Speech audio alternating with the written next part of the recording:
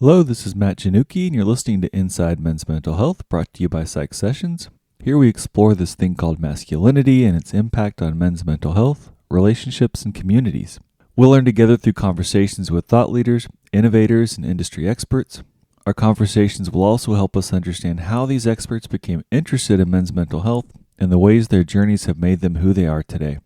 Dr. Anthony Isacco is professor, program director, and training director in the graduate psychology program at Chatham University in Pittsburgh, Pennsylvania.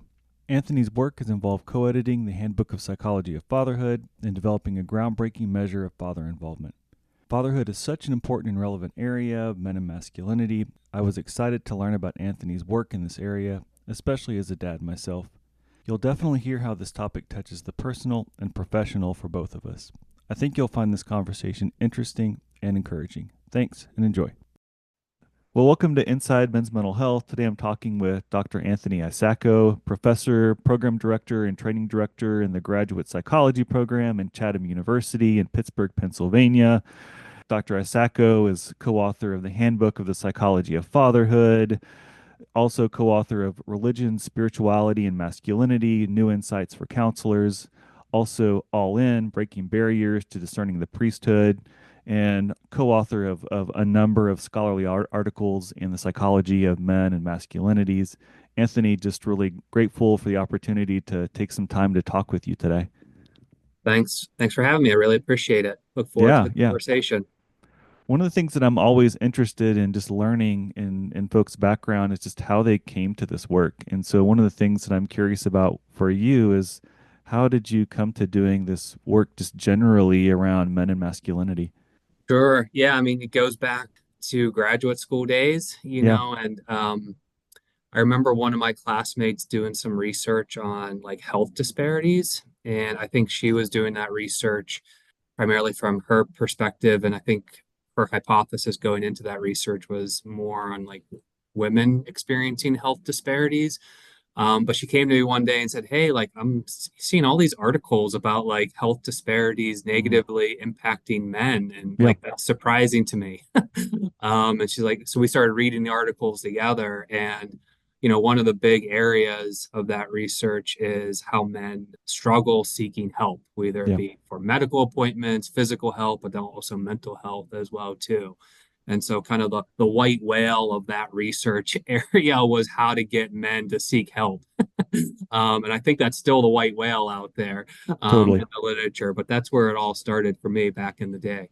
Yeah, it's interesting just the multiple people that I talk to that's like a hook for them in this area of men's mental health is looking at some disparity, whether it's men's suicide rates, issues around men's depression or men's help seeking, and that's this thing that makes them curious to learn more to solve this problem. So it sounds like for you it was issues with men's help seeking.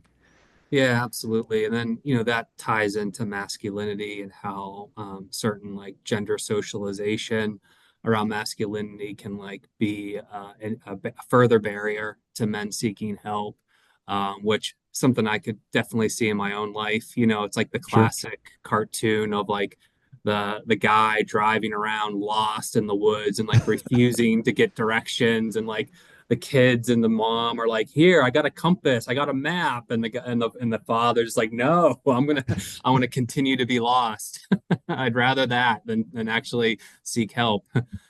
Yeah, I thank you for your vulnerability there too. I mean, I think many of us, it's like that the personal meets the professional, right? Like we Yeah, recognize that in our own lives too. Absolutely. yeah, absolutely. And then the science part of it is, I mean, the data is pretty clear that like men struggle with these areas, and if we're gonna like take like a real evidence-based approach to our work with people, you have to recognize that men have struggles. And what I learned in graduate school, unfortunately, and a little bit post grad too, is that that's not as like a fashionable statement to say. Like men need some help. We should devote resources and support to men. Mhm. There can be like a little bit of maybe competitive attitude. Like if we give men help, then we're like not giving help to other marginalized groups. And I would rather us not think that way, in terms of like if someone gets a resource, someone else doesn't. It's, well, we all need some resources, including men. Yeah. I was in a meeting yesterday and we were talking a little bit about retention rates in men here in our campus and just also nationally, right? Of some of these issues of men staying in school. And this was just in post-secondary education, but we were wrestling with that a little bit of like men struggling to stay in college and what do we do and do we devote resources to this? And we were kind of wrestling with that a little bit of this feeling uncomfortable of, I think one of my colleagues said, like centering men in this conversation when, there are groups, right, who are need resources and have benefited from resources. And is there a way to kind of say both and, right? Are there ways to Mhm. help men and help other folks too? But there was kind of this uncomfortableness, I think that you're hitting at, like that it felt a little strange, and we had to name that a little bit. Yeah, absolutely. There's a really good article from the Wall Street Journal from a couple years ago that speaks to kind of education outcomes, and how young men are falling behind and all of those as well too. So this isn't like just a psychological kind of mental health kind of issue. What we see is, around health behaviors with men as too, and then educational outcomes. Yeah. So it's kind of it's a lot. Once people see the data and see how widespread it is, you're right, like light bulbs start to go off, and they're like, all right, now what do we do about this? Yeah. Well, I know for you at some point in time, like you were talking about seeing these health disparities with men. At some point in time, you became interested in looking at fathering research and doing fatherhood related research. I'm wondering when that took hold for you. When did you become interested in fatherhood? Also in graduate school. Okay, So if you're picking up on a theme, I had a very fulfilling graduate school experience. good. Nothing really bad to say about all of those years being a professional student. But I had a kind of a unique assistantship where research assistantship was under a pediatrician Hmm. who had a grant studying father involvement in healthcare. And so he was looking at how fathers go to like sick visits, emergency rooms, well child visits with their children. And so I got immersed kind of in that fatherhood research from a healthcare medical perspective. And then I kind of took it into the psychology route Yeah, after that. From learning from Dr. Craig Garfield there at Northwestern University. But during graduate school, I became a father. So then there's that personal and sure. professional Yeah, um, kind of coming into play. And my dissertation was on co-parenting, father involvement, and mental health outcomes in fathers. And I remember my wife saying to me at the time, like, well, now you have the personal experience with, our firstborn coming during the time I was writing my dissertation. She's like, well, now you have the personal experience to validate this dissertation. I'm curious if you can remember. As we were talking about a minute ago, like it's been a little while, right, since we started our careers and we're in graduate school. I'm curious, what are some of the things that you noticed, like looking at father involvement in healthcare, and what were some of the things that impacted you, or that you remember that were notable? Yeah, I mean, some of those things, although that research goes back some time, it's still like relevant today. One of the areas is that like there's still like a bit of a stereotype around like fathers aren't involved in their child's health care. The mom takes care of that all the time. The mom is the one taking them to the visits. And there's certainly been times whenever, I've taken my daughters to a healthcare appointment, I just get a little bit of a look from the nurse or the Mm, doctor, like your dad here, like where's where's yeah, mom, yeah. Okay. and that on our research really kind of debunked a lot of those myths and stereotypes that fathers aren't involved in their child's health care. The studies that we published showed that fathers were attuned to their child's health care. They were going to appointments. They were collaborating with the mom on decision making and situational awareness. And this was with a population that was racially and ethnically diverse, from low and mid income status. And so that even like further like debunked the myth that, you have to be maybe like a white privileged male to have the resources to be involved in your child's healthcare. So despite that research being a little bit dated, I think it's still very much relevant today, in terms of my own experience, but also hearing from other fathers and their interactions in the healthcare system.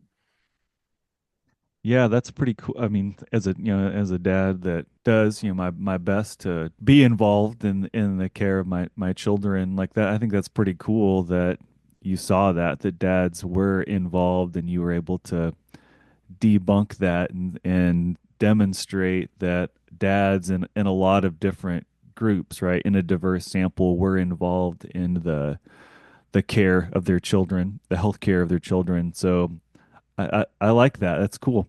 Yeah, I think they, from kind of a methods perspective, I don't want to be too much of a research geek here on a Yeah. podcast, but we use qualitative methods, which is interviewing fathers, Yeah. and just hearing their voice. And I think that's one of like the benefits of that kind of approach to research. These fathers were really they were just kind of like tickled to be asked about their Mm, experience, and like they had a story to tell and they were happy to tell it, and I think that's one of the things that we heard that maybe doesn't come up in an academic research paper. sure. You don't get the emotion behind it, but Yeah. listening to the interviews, they're like, oh yeah, I'm involved in a lot of different ways, and they were happy to tell us about their experiences. I know you've done some work like where you and some colleagues have done some work to try and kind of distill like what father involvement looks like to get a sense of this is kind of some categories and describe it a bit more, kind of put some context around it. And I'm wondering if you might be able to describe that a little bit more of what father involvement looks like. Yeah, good question. I was part of two teams that developed father involvement measures. And on one hand, that sounds like pretty interesting work, and it is, but I would I would never want to develop another measure, I think, in my career. Okay. Um, the standard, the good news is the standard is so high to Yeah. develop a measure, and so we've come a long way as a field in really getting at the psychometrics that are needed to develop a measure. But um, for me, I was really interested in the theoretical part and making an argument that fathers are more involved in a comprehensive way than what Hmm. they've been given credit for. So that was my interest in those two projects. And Okay. if you trace kind of the history of defining father involvement, it has a kind of a checkered past, I'll say. Okay. It started maybe 40 years ago in the research with measuring how fathers were absent Yeah. from their child's life Yeah. and how that was kind of correlated with negative child development outcomes. And then it evolved into, well, let's see how much money they contribute to the family household. And so it was just more of a provider breadwinner metric of involvement. And then Lamb and Pleck and some colleagues came around and said, well, there's other ways that fathers are involved in just breadwinning.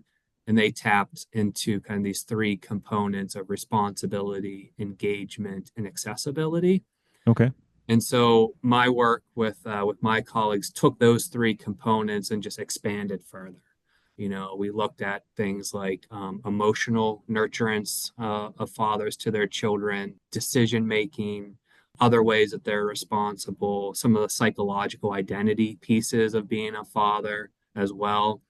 And so all to kind of get at a more like three-dimensional or four-dimensional picture of what really fathers are doing in their lives with their children. Yeah, that's interesting too to hear you talk a little bit about the shifting and what father involvement has looked like over time, at least in kind of an academic framework, right, of fathers not being very involved to this much more nuanced picture of that. So maybe could you say those again, talk a little bit about those, what that four-dimensional kind of frame looks like? Could you say that for me one more time? Sure. Yeah. I mean, being a father is like is more than just like um, acting like a father. Yeah. You have to like think and identify as a father, first. So that's like the psychological part of all of this is, a man kind of stepping up into that role of, yeah, like I am a father, and with that comes certain responsibilities and maturity and awareness that there's probably some additional maturity that Yeah. needs to happen as well too. And so there's kind of an identity development piece, that comes along with Yeah. being involved as a father. And so we try to capture that. And then when we got into involvement, which is more of the behavioral part of this, it Okay. was, how are fathers like accessible? How are they available to their children? Are they around? Um, are they engaged? And that can look very differently depending on what age a child is. You have newborn, it's Yeah. holding, changing diapers. They get a little bit older. It may be, rough and tumble play. As their adolescents, it's maybe, driving lessons Yeah. together, Yeah. but tracking that engagement. And then responsibility, responsibility is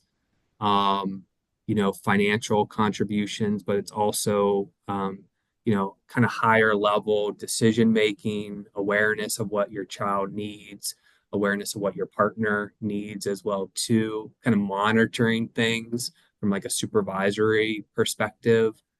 And then we added in some other kind of components to that, which are like emotional nurturance. So, how attuned a father is emotionally to their children. Um, what we call process involvement. So Okay. it's not just like doing things, but kind of being in the process of like a family is like a train, right? Like so you have to be like on that train Yeah. all the time, right? Like you can't just like pop off Yep. the train and then try to Yep. pop back on later. And so we try to track that, just like how kind of attuned and involved and engaged our fathers into just that whole process of family life, you know. And so those were some of the newer kind of components that we added to the model to get at exactly the word that my colleague Brian Cole kept saying over and over again is this is way more nuanced of a Yeah. measure. And I think the literature needed to catch up with reality, because fathers are involved in very nuanced ways in their families, and research needed to catch up to that. Yeah, that's really helpful, Anthony. And the way you finished that up, just that the the system, the thing, the family moving, right, and having to be acutely attuned to this thing and involved in it as it moves, like, and I really like that metaphor, and I can grasp that in the sense of what that looks like to be engaged in that, and then also what it looks like when there are issues with dads who are, not engaged in that. I wondered if you have a sense through some of your work, like what the impact of that is, right? When dads are involved, and when I was thinking through this, like it's multidimensional. So when a dad is involved like this, that there's effects on, of course, the kids, but also their effects on their partner, their effects on them too. Like that, there are lots of things that are happening on the train with all these people, right? When the dad is involved. And I wonder if you have a sense of what the impact is when this father involvement is happening. Yeah. So a lot of that goes to, I'll kind of just reference the book that we published a Yeah. couple years ago, The Psychology of Fatherhood Handbook, which includes like 30 maybe chapters, from different authors and scholars in this area, all talking about fatherhood. And one of the things that I learned that I was like really surprised to learn as I was kind of editing all these chapters with my co-editors is kind of the answer to that question that you just Yeah. asked, which is just how diverse the findings are out there in terms of father involvement and impact on all those different outcomes and processes. It would be nice if I could just say, yeah, like here's the finding, like Yeah. kind of blanketed kind of statement. But yeah, it's very diverse. I think one of the things that kind of goes back to like defining fatherhood that we were just talking about, like if you define fatherhood the way we do, it sounds pretty good, right? Yeah. Right. Like if a father's accessible, engaged, responsible, nurturing emotionally, involved in all the process of the family system, that sounds pretty good. And so, like the theory and the defining and the measurement of the construct helps to set up some of the results, which is, if a father's doing that, like we could probably say, like 9 times out of 10, there's going to be some positive things happening there, Yep. Yep. for the father, for the kid, and for the co-parent as well too. In fact, when doing some of this research, I came back to where I learned of a quote from Joseph Pleck, who's kind of the founding fathers of this fatherhood research area, who said, we wanted to set up this research area under the title of positive father involvement, because the assumption is we wanted fathers to have a positive impact in their child's life. And that's Sure. what we really wanted to measure and study. But as scientists, they try to get at the more unbiased, objective Mm. construct. So Yeah. they dropped the positive part and just went with father involvement, right? But I think we could probably add that back into the equation. Like we are basically trying to get at positive father involvement, which would then have positive outcomes for the family. Mm. And there's like studies that like definitely show that, when a father is involved, kind of per the definitions that are out there, kids are healthier, better educational outcomes, social emotional outcomes, mental health outcomes. They have better relationship outcomes, higher relationship quality, higher relationship satisfaction, better marriages, long lasting marriages. And then for the father, better outcomes for themselves, better mental health, higher satisfaction in life, more meaning in life, less depression, less anxiety, kind of, etc. So those are kind of some general findings, but of course, there's a lot of nuance or a lot of diversity in those findings too. Yeah, absolutely. I think what I really connect with around that is, in some of the general dialogue, men trying to figure out in our current age, kind of what does it mean to be a man, right? And how do we define masculinity right now, which is a challenge right now. I think what I really connect with around what you just said is like being a father really matters, right? Like Yep. that is, I mean, there's more to being a man than being a father, but that is something that really has profound impacts on you and on your community, on your family, and so it's something that really significantly matters. So I really like that.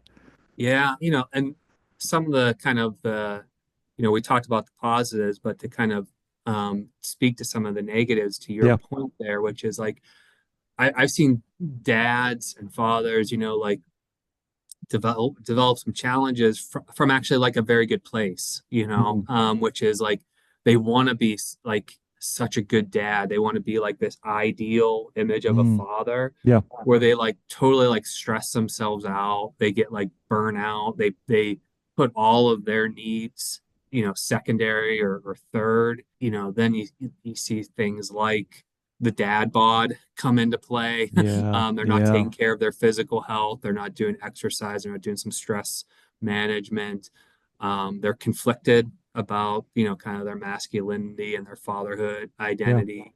And those fathers, what I've learned is like it all comes from this good place of like wanting to be like a good Yeah. father to their family, And so that's kind of one of the, I think, maybe unfortunate, side effects of this research is perhaps there's now like this ideal out there that men are comparing themselves to and are struggling to kind of get congruence between that ideal and themselves.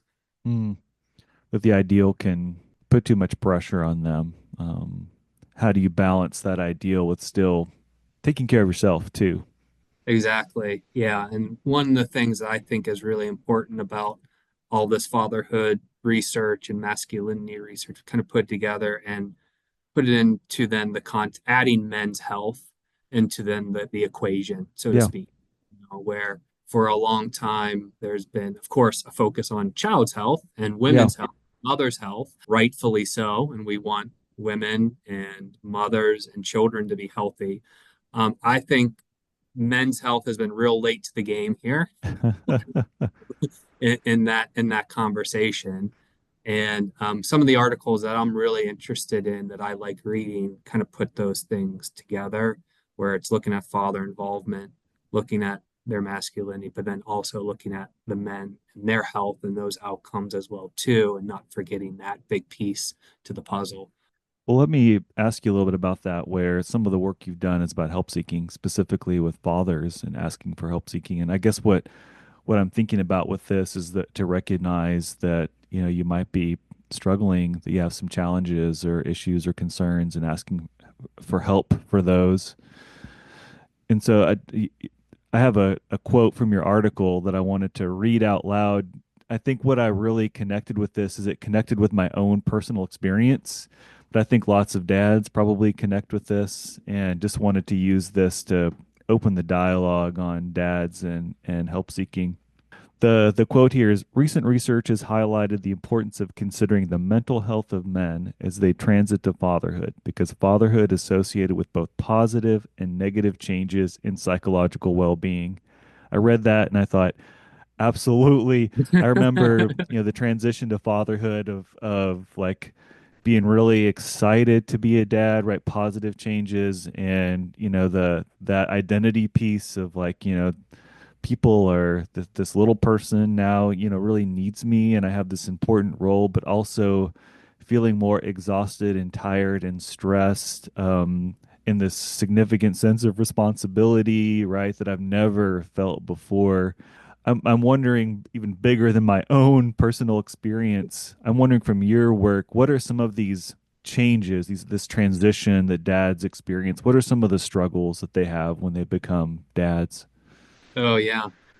Absolutely. Well, I can definitely empathize too with your experience. I was thinking my youngest now is 9. So Okay. sometimes my wife and I think back and we're like, gosh, how did we make it through some of those years? Yeah, Like totally. completely sleep deprived, Hmm. zombie-like state sometimes. It's tough. I mean, and it's like completely like fulfilling and joyful and Sure. exciting and like we wouldn't trade it for the world.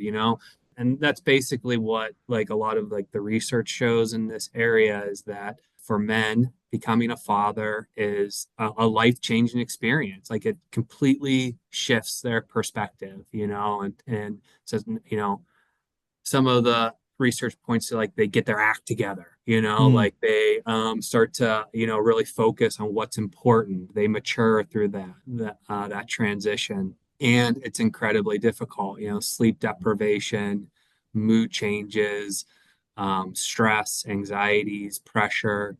We've been talking about postpartum depression in moms for a while. And the last maybe 10 years or so, give or take, there's postpartum depression in men and fathers. That's a real thing. They're estimating maybe 10% Wow. of men experience that. In the study that I think you were quoting that I did, we looked at a national sample of about 3,000 fathers who were within 1 year post birth of their child, and we looked at their help seeking rates.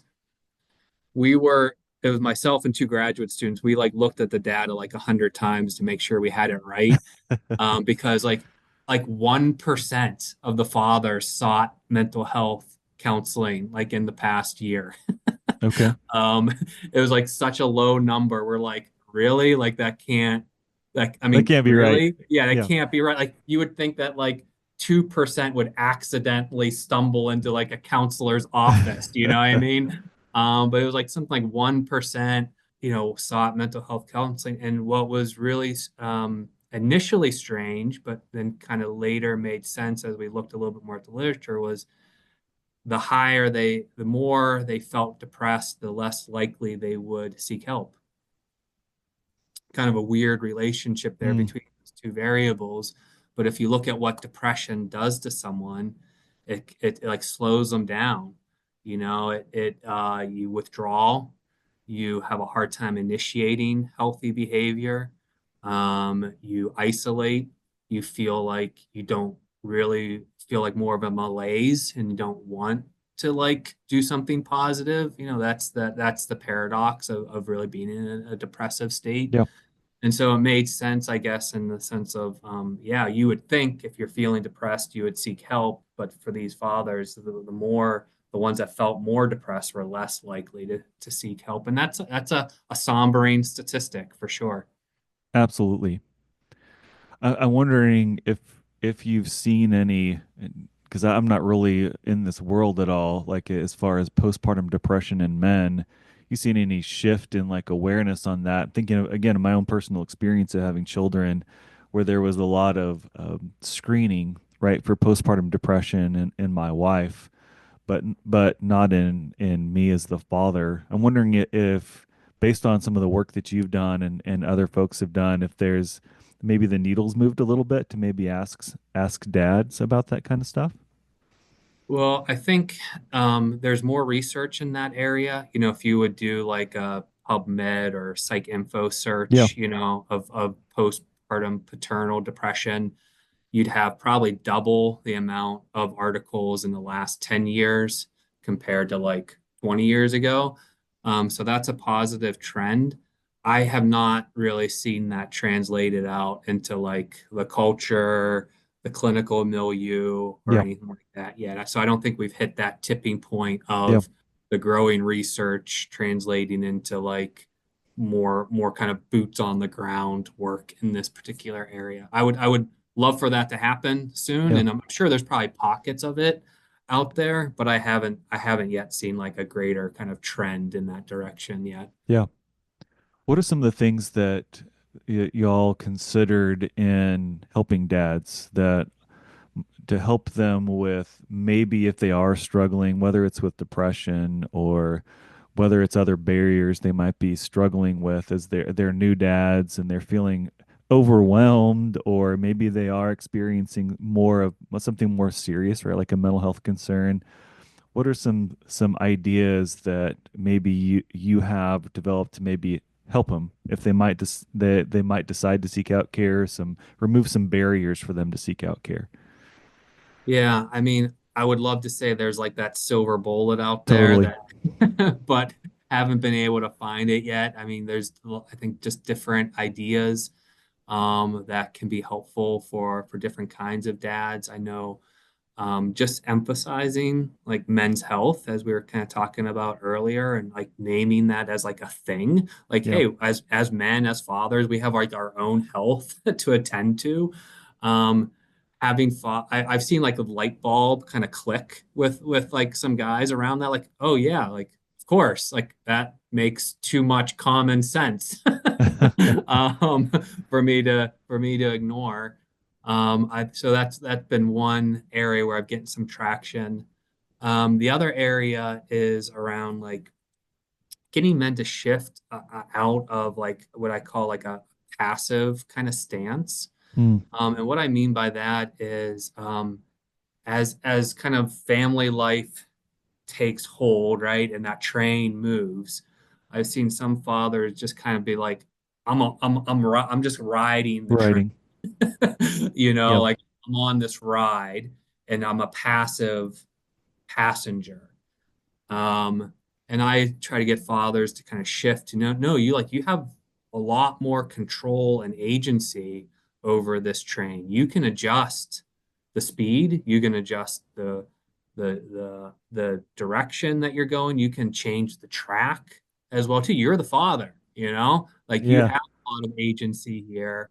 And kind of get fathers and men to kind of like reclaim a little bit more of that initiative, that assertiveness, that agency that they might have lost a bit as they kind of maybe slowly over time waded into this kind of passive role. And as fathers, I've seen light bulbs kind of go off for that too. Like, oh yeah, like I don't have to be this passive observer or passenger on this family train. Like I am the father. I have agency. I can go to the gym if I want, or I can go, do something, for myself, but make it family oriented. So it opens up when you're passive, you kind of close down a lot of Yeah. options. When you become more initiating, it opens up a lot more possibilities. And when fathers see way more the kind of the range of possibilities out there, th then then it becomes like, oh, like then you're relying on their expertise at that point, like what's going to help them. Like I can see five different ways I can help myself and my family. Well, let's pick one of those, right? And run with it. I'm curious your perspective. This is an opinion, but I'm curious about like your thoughts on how guys acquire that, right? And this is just a subset of guys that you're talking about that you're saying you seem to be a passenger on the train. You're more passive here, and you're saying no, you have some agency here. You can you make some decisions here. You can be involved in this.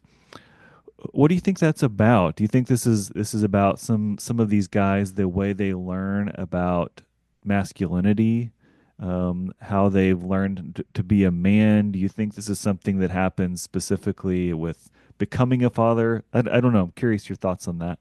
Yeah, great question. I think, having experience in all of these kinds of buckets of research Yeah. um, really has helped me see that they're not these discrete buckets, but Mm, it's a network of connection out there. So like exactly to your point, when a father is feeling more passive and withdrawing and isolating, it's typically, yeah, there's like a masculinity component to it. They've learned that to some degree. They maybe have equated some of that behavior with manhood, and how they have learned about masculinity. And so bringing that into the conversation can be, hugely important. And usually it's like unconscious. Like the men like aren't aren't always like aware that yeah. that's how they've been acting. And so one of the great gifts of like counseling or these talks with kind of guys is like you're making the unconscious conscious. Like, let's be explicit about this. Is this how you want to live? Is this how you want to be? Because this is Yeah. this is what I'm hearing and observing from you. And bringing that out into the open, into the light, is an incredibly refreshing conversation for fathers. I'll often get a response, something like, "Boy, no one's ever asked me what kind of man I want to be. Like I've just been kind of operating Yeah. on like default for a while, or just kind of acting how I've observed others. Like no one's really asked me that question and asked me to be like specific about it." And then you can be intentional once you start to answer it. Yeah, it's just interesting to hear that point where I've worked with a colleague here who does these groups to try and just build some conversations with athletes around healthy masculinities. And Mhm. one of the things that he's done is he works with these guys to think about their values and talk about what is being a man and what kind of man do you want to be. And a lot of guys haven't really had to think a lot about that. And I'm gonna put myself there. When I was 20, I really hadn't Right. thought much about what does it mean to be a man or a healthy man. What kind of man do I want to be, right? And so Hmm. great to have opportunities to facilitate those conversations for men and to help them think about that. Because I think a lot of guys haven't had that space or opportunity. Yeah, I mean it's I think an essential question. It's often an ignored question. But it's like the some of the big questions in life that Yeah. we should all be at, like who am I? What do I want to be doing with my life? How do I want to be in the world? Those are like the classic big existential questions that we should all be asking ourselves at some point in our life. But I've noticed like a generation of people who like just haven't um been able to kind of delve into those questions for one reason or another. But Yeah. when you pose those questions now, there's a little bit of a they get a little bit of a weird look, like at first perhaps, or you get a little bit of that like refreshment, like, oh wow, like Yeah. that's Yeah. I do need to. But I've never had anybody say, oh, I don't want to answer that Yeah. question, or I don't think that's important for us to talk about. Yeah. So, Anthony, I'm wondering as we come towards the end of our time today, like if folks listen and they think this is interesting, I want to learn more about this area. I'm wondering from your background, are there any resources that you would encourage folks to look into, or any resources that have been really impactful for you in your work that you would direct people towards? Sure. Well, I'll plug your podcast. This is a great resource and having people talk about having a devoted forum around men's mental health and being able to have that conversation is really important. Um, I mentioned a couple of the books that I've worked on, Yeah. which are I will um, it's not a shameless plug, but just answering your question. Yeah, those are Yeah. good resources as well too. Um, and one of the things that I've devoted a little bit more time to, over the last 5 or 10 years is kind of the religious and spiritual aspects of men's health Yeah. and masculinity and fatherhood. And there's some really good intersections there and a lot of like resources and kind of the religious spiritual kind of arena around helping men be the best men that they can be, helping fathers be good family men. Yeah. And so if you find yourself coming across kind of that intersection of religion, spirituality with men, masculinity, fatherhood, for example, one of the more well-known Catholic bishops right now is a bishop in Minnesota named Bishop Robert Barron. Him and the actor Shia LaBeouf started a men's health initiative Okay. because they recognize that exactly what we were talking about. There's these health disparities, particularly in young men. They're falling behind, and so let's start an initiative to help them in this area. So that would be another place to start as well. That's great. I didn't know about that. That's very cool to learn about it. I was thinking of a podcast. A podcast. Have you heard of the podcast called Paternal? I have not, no. I So I'm don't know if always you looking for listen. new I don't know if you resources listen to myself. podcasts Yeah. at all. I a little bit, I'm probably a little slower adapter to podcasts than Yeah. where society is right now, but that's just my norm for a lot of things. Yeah. No worries. Yeah. It's a pretty good one. It's focused on fatherhood, and it's something you might be interested in. People listening might be interested in it. It's focused on the intersection of fatherhood in the sense of both being a father, but also having fathers, right? That there's their journeys and challenges in both those places, right? And they also have done a pretty nice job with a men's mental health workshop, and they have Mike Addis on that. So Michael Addis has done hmm some work with some specific tools around men's mental health to try and help guys understand things like depression and anxiety, and there's just a lot of interesting interviews, a lot of interesting folks on there, and so it's something that would be kind of in your wheelhouse that you might be Oh interested in. yeah, I wrote it down and I'm gonna Okay, check it out.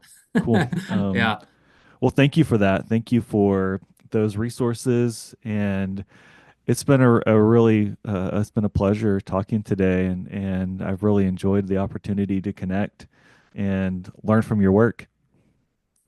thank you. I enjoyed, well, obviously I enjoy talking about this stuff. This is my research and clinical work that I've been involved in now for 20 some years. Hard to Yeah. believe.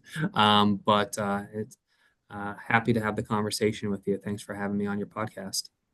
Well, let me tell you just quickly before we sign off, just what'll happen next. So I'll edit the podcast. I will, or I'm bringing a student in to work with me this spring to try and make it to where things don't take so long for Uh-huh. things to move forward. So he's going to come in with me, but I imagine sometime, I don't know, in the next 4 weeks, maybe 6 weeks or something like that. I'll reach out to you with the edited podcast for you to take a quick listen to. And I get various responses when I send those. Some people want to kind of scan through it a little bit. some people are like, nope, I don't want to listen to that. I sent a copy to Aaron Rockland. So I talked with him. He was one of the first folks I talked to, and he said I listened for like 30 seconds and I just couldn't listen to my own voice anymore. Which I kind of felt like we all get a little habituated to Yeah. it from graduate school. You know, you have to watch all those videos of yourself doing counseling. Yep. But yeah, Aaron said he's like, just put it up. I can't listen to myself anymore. And some Yeah. folks will kind of skim through it a little bit. So, but I'll let you listen to it if you like. That way, if there's something in there that you're concerned about or problematic, then I want to make sure that you can let me know and I can take that out. And Okay. then we'll publish the audio version. So this is published through my colleague Eric Landrum. He has a that he and one of his colleagues have something called Psych Sessions. So it's a podcast network and originally focused on teaching and learning in psychology, but it's grown into like a network in the sense of they have lots of different podcasts that run through it. And so this show is one podcast that goes through their specific network. And so I'll publish it through that. It's called Psych Sessions. And then we do some work to try and just get it out there and publish it and get it out to folks. And so when it goes live, then I'll let you know too, and make sure that if you want to get it out there at all, then you can publish it to folks you want to send it out to. Sure. Actually, my the marketing director at Chatham here was just asking me if he like pulled up a bunch of news articles Yeah, recently about like men's health, fatherhood. He's like, this seems to be like a pretty interesting topic right yeah, now. Would you be willing to like, give an interview or something? I was like, well, I'm doing this podcast. yeah. So I'm sure the marketing department Okay, here would be interested in kind of pushing this out and as well. So okay. Well, yeah, I can make sure that, and it'll be just audio. So when we get to that one where it's just the audio version, then I'll make sure when it's that final version where you can share the podcast, then we make sure that gets to you. excellent. Thank you. Yeah. Any other questions on your part? Um, no, I don't think so. This has been Okay, fun. It's good to be okay. able to just kind of talk broadly about these topics and uh contribute to kind of getting the word out. So Yeah, thank you for that. absolutely. Yeah. Well, good luck with the continued success of your podcast. Much needed. Yeah, great. Well, thank you very much, Anthony. It's been great to talk today, and I really enjoyed it, and hope the rest of your day goes well. Yeah, you too, Matthew. Take Okay, care. bye. Bye. Hi, everyone. This is Matt, just dropping in to say thanks for taking the time to listen to this episode of Inside Men's Mental Health. Do you have ideas for future episodes or feedback on current episodes? Please feel free to reach out to me at inside.mensmentalhealth@gmail.com. That's inside.mensmentalhealth@gmail.com.